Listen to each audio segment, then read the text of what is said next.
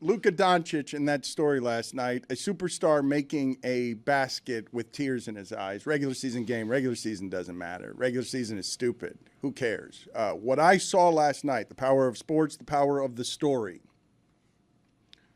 is two human beings who probably care a great deal about being great at basketball, Anthony Davis and Luka Doncic. Both of them enjoying in the middle of like all our humanity, the story that shocked us all so much. Hey, let's check out that regular season game. I want to see what Luka has to do in his return to Dallas. Will Dallas behave? Will we chant at Nico? Oh, this is a fun story. Remember where you were when everyone was shocked because what? Luka's been traded? Now, the humanity of this, making Dallas fans miss what they had because he has his best game as a Laker. Like the coolest game as a Laker. The game, Luka will not play many games the remainder of his career that feel the way that one do. Maybe not ever will he play a game that feels the way that one does. Because a couple months ago, we were all shocked. Now imagine how that shock lands on the two principals, Anthony Davis and Luka Doncic. Like, we were all shocked. We're going to tune in 2 months later to be like, or however many weeks later, how's this going to affect them? And Anthony Davis, one of the greatest basketball players I've ever had the pleasure of watching. You can make fun of him if you want. He's injured all the time or whatever. One of the 50 best I've ever seen. Reduced to the size of a postage stamp with the size of the night. And however it must have hurt if LeBron did indeed lie to him about I didn't know anything. Thanks for helping me the last few years. I'm going to go the rest of the way with someone better than you because business, baby, it's hard, huh? I'm going to just lie. Maybe I lied to you, maybe I didn't, but Anthony Davis probably hurt somewhere in there because there's a human being in there. But the Luka human being, and this one was so interesting to me. I'm not going to say this league is plagued by foreigners being greater at basketball than Americans are, but when people are coming over from other countries and trying to sell their personality to us in their second language, some of them, like Giannis, can do it and fight through it. Jokic doesn't seem to care too much about it. This guy, we don't actually know in any meaningful way, except like, holy, that's great at basketball. Now, Dallas knows him. Dallas feels like it knows him because they have more of those little interviews and the little personality, and they know the reporting and they care. But the world knows Luka Doncic, but doesn't really know him. Dallas knows him, and Dallas has a relationship with him, and that relationship was shocked. Shocked in a way that people will not forget. Mark Cuban, brave and bold. I never would have done that, backing away from it, because Mark Cuban knows, oh, that's the power of sports. That's the power of connection. Oh, look. A regular season game, a guy does care because the fans have moved him with a video after, the Heat made that video real quick for Jimmy Butler. It was going to be longer than that, and then it was like, no, make it shorter than that. Let's cut that out. Let's get it out real quick. Dallas moved Luka last night, and he makes a basket wiping tears from his eyes. Are you shitting me? You're going to tell me these guys don't care? He's too fat. He's lazy. He got that good, fat and lazy. That was a moment. You're right. I didn't see it live. I've seen it on replay 2 or 3 times. And that is the power of sports. And the Dallas fans should be proud of themselves for the reaction they gave to him, which moved him to tears. Okay, but it's not just the power of sports. Forgive me for a second. It's the power of stories, and it's hard to tell them in your second language. Right. Like what's happening in that league with the greatness, as people say, I don't like Jokic's style. What are you talking about? What are you talking about? It's the most unstoppable thing that you've ever seen offensively, unless it's Luka. And these guys are distorting the sport. But at this moment, you've seen this guy play a ton of basketball. You know he cares. You've seen him emotional. You've seen him celebrate himself. You haven't seen him move to tears in a way that's just totally human. Totally human. In that sport where nobody's moved to tears, you got to be tougher than everybody else. You have to be like, you have to be physically stronger. Easy, it's basketball. Stop. Be tougher than everybody else. Mr. NASCAR over here. Hey guys, come on. Mr. Every other sport. Yeah. Watch some hoops, buddy. How about you watch some hoops? You know what they Last do? night was special. Last night was a where were you moment. I did watch Where it. were you? I watched it I was on my couch. Inter Miami had the main screen. Luka and his return had top left. Macklin Celebrini versus the Thrill Kaprizov had the other screen on mute. By the way, Macklin had a hat trick. He's going to be a top 5 player. Last night was a Where Were You game? It was. It was a Where Were You. No, it was a moment in time. Where were you? I was at home watching the game. I made sure that the audio was on for the tribute and the start of it to hear Fire Nico and all the Luka chants. It's one of the few that sport has a, as we've covered for years now, has a regular season problem. It's not often where there's a regular season game that feels like you actually have to watch. They pulled that off. It took the dumbest trade in the history of the sport to do that, to draw my eyes to it. But yeah, I was there. I was locked in for it, and then it got put on mute because, there was another pretty great athlete in a sport that you might actually have to be tougher in physically. In soccer, that's right. Soccer, you have to be tougher. All right, this is a basketball segment. Hold on. So, if I put you all the players in the NBA and I give you a choice, what player would give that emotion, right? With a trade, with leaving, with coming back. Dallas and Luka had a special relationship where the only thing we've really seen to that degree is when Klay came back to Golden State, where they had a very big celebration for him. There were the Captain Klay hats. Like, it was a very happy thing. What other player draws that kind of emotion? I remember when Dwight came back to Orlando for the first time. When LeBron that wasn't a Where Were You moment. What? Do you remember the? I do remember. Wasn't the whole loyalty play that Dwight Howard made? He just happens to remember where he was. It's different. Okay. I was probably at home. Okay, like Vince's return to Toronto. There have been big returns where everyone's kind of locked in, where there will be a vocal crowd. There's emotion attached, be it positive or negative. There are moments like that. It's not often, especially with Luka's in his prime. It's. Let's clarify. It's a Where Were You moment for fans of the NBA. Correct. Yeah. I don't think I'll remember exactly where I was. I'll remember that I watched it. I've got a top 5 of Where Were You moments in the NBA. Wow. You guys want it? Is this on the top 5? Ooh, I want to find out. I remember where I was when Dwayne Wade returned to Miami. We don't like to talk about it. Could but make it. Could not. I don't know. Dan, you want the top 5?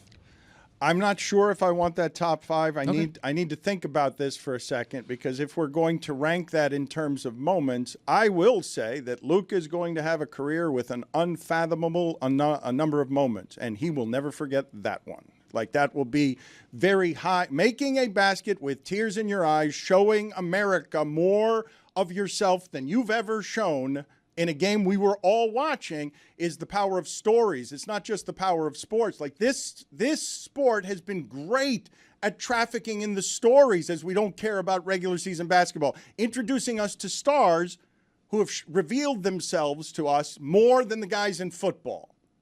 The NBA, to the degree that it has been altered by these physical freaks who have totally changed the way the sport is played and makes it more majestic athletically than it's ever been. Like, it's crazy. When I tell you that Steph Curry might as well be doing all of that on an actual magic carpet, and that he's doing it among giants like Giannis and Jokic, the whole thing is absurd. And this player, Stan Van Gundy, says the best offensive player ever.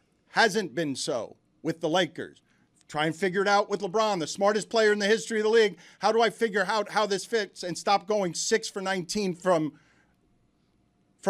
the floor and 1 for 7 from 3, which is the stat line. It was weird to see the stat lines. Then he has his best game going back emotionally to Dallas. Like, has a game where you're like, oh, that's what it's going to look like for the Lakers for 10 years as soon as LeBron leaves, if he doesn't get fat.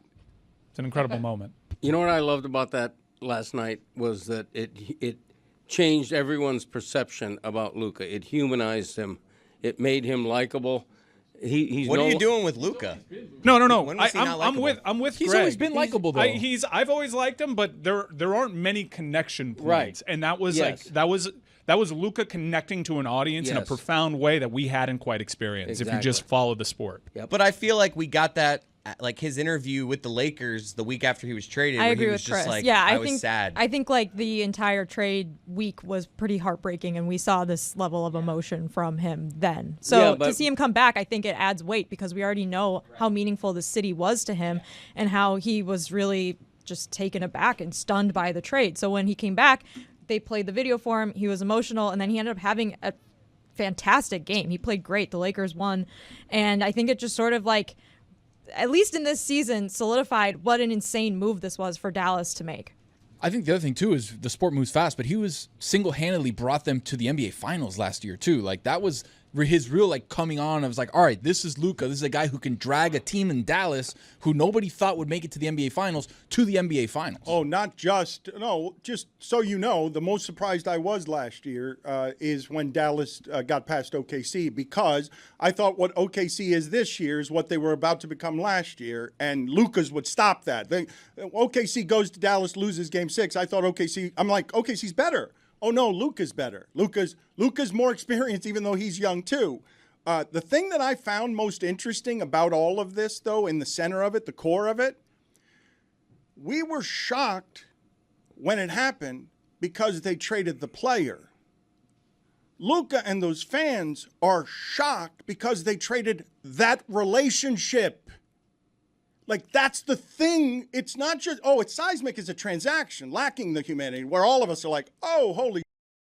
But what you tore apart when you tore that guy from that fan base disrespects the relationship. It disrespects what a sports icon can be in a community. And so the tears in his eyes, like, it's just the most human of how it is that you arrive at our international game being global when the guy in his second language shows you more with the tears in his eyes than he ever has in an interview. I think the other thing, too, is Dallas having the history and the legacy of Dirk being there for 21 years. Dirk being the flag bearer for the Dallas Mavericks and for that city for so long, never going to another team, like being the international face of basketball for a long time. Luka was supposed to be that next step of the generation. He was going to be there his entire career, and it just felt like that was the lineage that all of a sudden Nico Harris was like, we'll send you to LA for scraps, by the way. What were the best parts and where it is that you guys enjoy the drama of Nico and the drama of just we're tuning in for the theater, right? Like the only things that matter about that game, the only things are there's one thing on the marquee. How does Luka do? And the second thing, a far distant one, and I'm telling you, it had to be hard to be him last night. Anthony Davis off in the corner in the shadows is like a small thing that was crushed by that. Like that man's career has been a really good career, and he's mocked as always injured and whatever else you say about him. And I wouldn't be surprised if somewhere in there, Anthony Davis doesn't actually become the player we ever expect him to, because we disrespect these relationships when we just trade guys like this. Dan, as a question, the Anthony Davis thing, like is he not the exact player that we thought he was going to be? Like he's won a title, he's been an incredible player at NBA All-Star first team. Like he is who we thought he was going to be. I thought he would be a little bit better, but I mean he delivered he delivered, no doubt. I think he's a 10-time All-Star. He's incredible. No, he was a great player. He won them a championship by all of a sudden shooting like Ray Allen inside a bubble. He had a great moment that'll be remembered uniquely because of the bubble. But no, he's a great player. But he was like a distant third in terms of storylines. Correct me if I'm wrong. Didn't he already have the Mavs have played in L.A.? Yeah, the Mavs played in L.A. He had his moment. This was all about Luka, and then second place was Nico Harris. Oh yeah, and the job that the director had to do in trying to track down Nico, who was hiding from the cameras, who was shielding himself with other people blocking his view, which was obstructed, but he still had to be out there as chance rained down continually. It's not just unique to that Luka return game. It's been going on all season. Hell, it's been going on at medieval times. Fire Nico. Wow.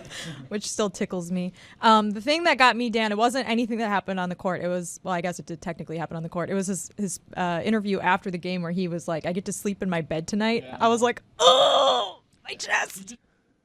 The stakes that we put on all of this stuff, I don't I don't know if anyone is going to, I don't know, do people feel bad for Nico, or is he just punchline? As like a human being, it would be terrible to have an entire trade because you did something that you probably are, I'm assuming, second guessing at least to some degree, and maybe if it does turn out that you did the right thing, it won't be for 6 years. No doubt. And also, you still probably could have gotten more for it. And let's just say there is a scenario here where Nico has taken all the heat for something ownership decided.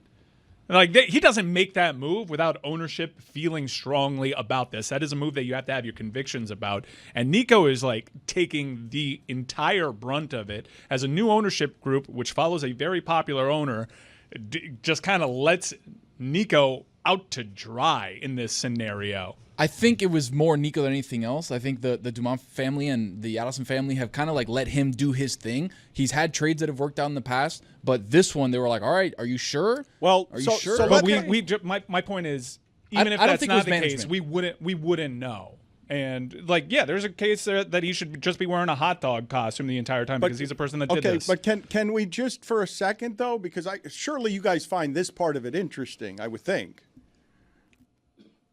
In the construct of where sports teams connect to their regions and what it means to be a sports owner, Mark Cuban was a sports owner who not only loved basketball, but also understood how rare and valuable it is to have a star like that who already has a relationship with your city. So you go from that owner to Mark Cuban, one of the most powerful, richest men in the world in today's America, getting swallowed by an ownership group that's very different and is not going to respect that relationship or anything about it that way. Hey, Nico, you're in charge. All right, go down there and just do whatever has to be done to, like, let's make this a little, what? Too much hookah? Okay, get him out of here. He's been drinking beer.